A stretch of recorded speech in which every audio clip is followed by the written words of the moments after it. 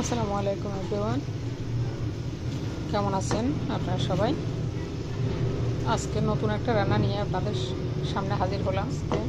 রান্না করব হচ্ছে গরুর জিব্বা মগজ রান্না করব। তাই এখানে সব মশলা, এখানে একটা গরুর 1/3 অংশ মগজ আর জিব্বার 1/3 অংশ, এইটুকু এটা দিছি আমি ভালো করে ধুয়ে পরিষ্কার করে। একদম এই যে জিব্বাগুলো কেটে নিয়েছি একদম কুচি কুচি করে, একদম ছোট ছোট করে কেটে নিয়েছি, একদম ছোট ছোট, কারণ মগজের সাথে না হয় মিলবে না। হ্যাঁ, এটা কেটে নিয়ে তারপর ভালো করে ধুয়ে পরিষ্কার করে সব মশলা একসাথে দিছি। প্রায় 1.5 টেবিল চামচ পরিমাণ দিলাম হলুদ, 1 টেবিল চামচ পরিমাণ দিলাম মরিচ গুঁড়া, কারণ এখানে কাঁচা মরিচ দেওয়া আছে, তাই কাঁচা লাল মরিচের গুঁড়া খুব বেশি দিয়ে নেই।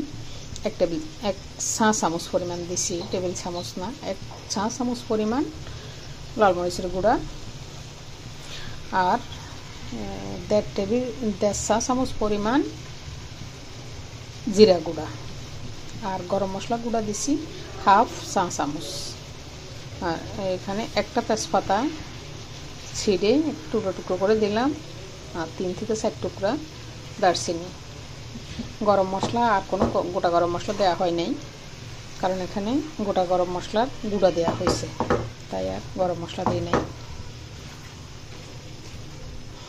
গরম মশলাটা দাঁতের নিচে পড়লে এলাচ হয়তো আনিজি ফিল করবে খেতে, তাই আর গোটা গরম মশলা দিলাম না। আর দিলাম এখানে একটা টমেটো কেটে, বড় দেখে একটা টমেটো কেটে দিছি, আর পেঁয়াজ 4 থেকে 5টা পেঁয়াজ দিছি, একটু ডুবো ডুবো করে কেটে দিলাম।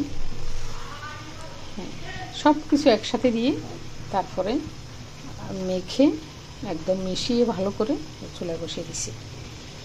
এখন তেলের উপরে কিছুক্ষণ কষাবো, তারপর দিব জল। আমার রান্নাগুলো যদিও সেম রান্না আছে পেজে, তবে এক একটা রান্নার সিস্টেম কিন্তু এক এক রকম। এক একটা রান্নার সিস্টেম হচ্ছে একই রকম, কারণ রান্নার সিস্টেমটা একটু চেঞ্জ না করলে সবসময় একই রকম রান্না খেতেও একটু বোর মনে হয়, তাই একটু রান্নার সিস্টেমটা একটু পরিবর্তন করে করে রান্না করা হয়। তো সেটাই আপনাদের কাছে আমি উপস্থাপন করি। ভালো লাগলে অবশ্যই একটা লাইক দিয়ে সাবস্ক্রাইব করে একটু শেয়ার করে দেবেন প্লিজ।